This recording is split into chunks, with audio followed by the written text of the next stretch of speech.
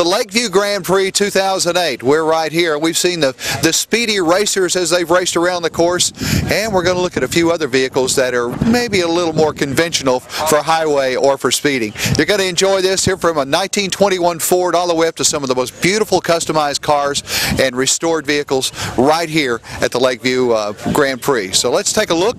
Hope you enjoy the cars. I know I am. Oh, I like that blue one over there. I'm going to go see it in a minute.